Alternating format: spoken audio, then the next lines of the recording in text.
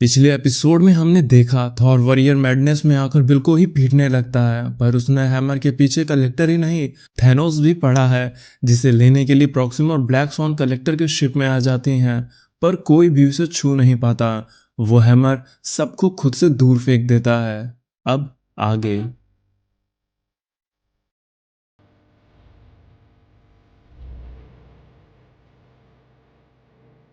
कई साल पहले एसगार्ड के हथियार घर में छोटा थॉर म्योनिर को उठाने की कोशिश कर रहा है, पर तभी फ्रेगा आती है। फ्रेया ने कहा, थॉर मेरे बेटे, तुम कब से यहाँ इस चीज के लिए लगे हो, चलो अब जाकर सो चल के। तो थॉर ने कहा, मैंने इसे अभी अभी हिलाया था माँ, मैंने इसकी आवाजें सुनी जैसे ये मुझे बुला रहा हो। ये हैमर मेरी डेस्टिनी है, पर इसे मैं कब उठा पाऊंगा। मैंने गांव के बच्चों को बचाया, एक ड्रैगन को मारा, एक बोट को डूबने से बचाया, पर फिर भी ये मुझे वर्दी मानता ही नहीं है। आखिर कब मैं इसके लायक हो पाऊंगा। जिस पर फ्रेया कहती है, कोई भी हथियार किसी भी गॉड को वर्दी नहीं बनाता, उसे वर्दी बनाता है उसका दिल, उसकी सोल, उसका बिना किसी पक्षपात किए लोगों को एक नजर से देखना और लोगों की भलाई के लिए अपना सब कुछ कुर्बान कर देना। इसलिए ये हथियार तुम्हें कभी भी शक्तिशाली योद्धा नहीं बनाएगा। तो थॉर वहां से जाते हुए कहता है, लगता है इसके लिए और भी ज्यादा ड्रैगन्स मारने होंगे गाइस, क्योंकि थॉर अभी भी बच्चा था। उसे फ्रेया की कही कोई भी बात उसके अंदर की गहराई समझ नहीं आई थी। अब कहानी हमारी प्रेजेंट डे में आ जाती है, जहां थॉर सोच रहा है, मैंने आज तक न जाने कितनी बैटल लड़ी हैं, मैंने गॉड्स और अवेंजर्स के साथ जंग में हिस्सा लिया, कितने ही क्रूर तानाशाह सामने आए, हमने सबका सामना किया है, हमने कॉस्मोस से परे रहने वाले कॉस्मिक शक्तियों से भी सामना किया। पर आज जो जंग हम लड़ने जा रहे हैं वो सबसे अलग है। हम आज जंग खुद के लिए लड़ रहे हैं। हम लड़ रहे हैं ताकि हम खुद को वर्दी साबित कर सकें।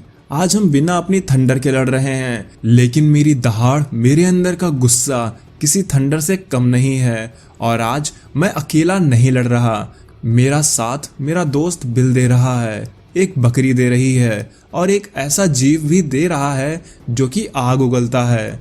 आज हमें कोई नहीं रोक सकेगा। मेरे रास्ते में चाहे कितने ही दुश्मन क्यों ना आ जाएं, आज वो मेरा सामना नहीं कर पाएंगे।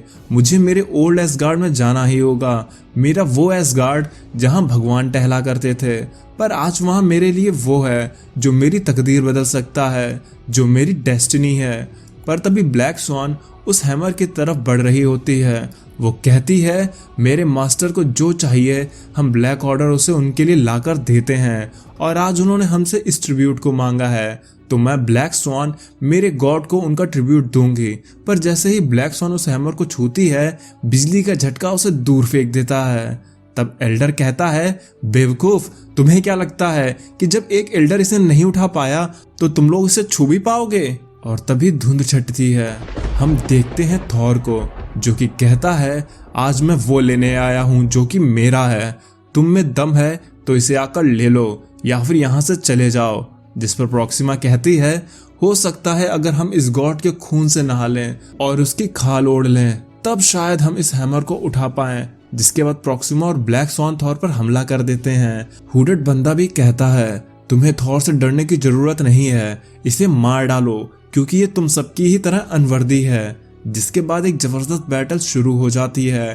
प्रॉक्सिमा थॉर पर हमला करते हुए कहती है, थैनोस को जो चाहिए वो उसे लेकर रहता है। जिस पर थॉर अटैक से बचते हुए कहता है, इसके लिए थैनोस को खुद आना चाहिए था। बिल भी ब्लैक स्वॉन पर हमला कर देता है। वहीं हेलहाउंड भी उस हुडेड फिगर पर अपने मुंह से आग फेंकता है और कलेक्टर को टूथ नैशर दौड़ा रहा होता है। पर अपने गॉड ऑफ थंडर को रोकना मुश्किल था। वो उस हैमर की तरफ बढ़ते हुए सोच रहा होता है कि ये हैमर उसे उसी तरह से उड़ाएगा जैसा पिछले वाला उड़ाता था। मुझे उड़े हुए कितने दिन हो गए हैं, और क्या ये हैमर उसी तरह से मेरे पास वापस आ जाएगा जैसे पिछले वाला आता था। ये सब सवाल मेरे मन को और उत्सुक बना रहे हैं, और वो सब सवाल के जवाब मुझे तब मिलेंगे जब मैं इसे उठाऊंगा। पर थॉर उस हैमर को उठा पाता उससे पहले ही थॉर को चैन से जकड़ लिया जाता है। ये कलेक्टर था। वो चिल्लाता है, तुम सब मेरी प्रॉपर्टी हो, इसलिए सबके सब अभी शांत हो जाओ। लेकिन थंडर गॉड आज रुकने वाला नहीं था। वो कहता है, मैं न जाने कब से तुम्हारे ये बकवास शब्द सुन रहा हूँ, लेकिन अब बस, ये हैमर मुझे कई दिनों से बुला रहा है, पर आज इससे मिलने से मुझे कोई भी नहीं रोक सकता, तुम भी नहीं। थॉर सोचता है हमने ना जाने कितने दिनों से कुछ पिया नहीं है, हमने खाना भी वही खाया है जो कलेक्टर के जानवर खाते हैं, हमने अपनी थंडर भी महसूस किए कई दिन हो गए हैं, और मेरी माँ उसकी डांट तो मैंने ना जाने कब से नहीं खाई है। हम जब से अनवर्दी हुए हैं हमने सबसे मिलना छोड़ दिया, पर अब हम जाकर सबसे मिलेंगे, और इसी सब दुख ने हमें भूखा और चिड़चिड़ा बना दिया है, और ये कॉम्बिनेशन मेरे दुश्मन के लिए बहुत खतरनाक साबित हो सकता है। और तभी थॉर उन चेन्स को तोड़ देता है, जिसके बाद थॉर अपने बकरे पर बैठकर उड़ जाता है। इधर थोरी उस हैमर को पकड़कर उसे थॉर के पास ले जाने की कोशिश कर रहा होता है। थोरी बताता है इसका टेस्ट बहुत ही गंदा है। कलेक्टर अपने घर की इस तरह की तबाही देखकर पागल हो चुका था। वो गुस्से में कहता है तुम सब इस तरह से उछल कूद नहीं कर सकते, पर तभी थॉर अपने बकरे से आकर कलेक्टर को उस जगह से नीचे फेंक देता है। थॉर कहता है अब बस बहुत हुआ कलेक्टर, तुम लोगों को अपनी जागीर नहीं समझ सकते।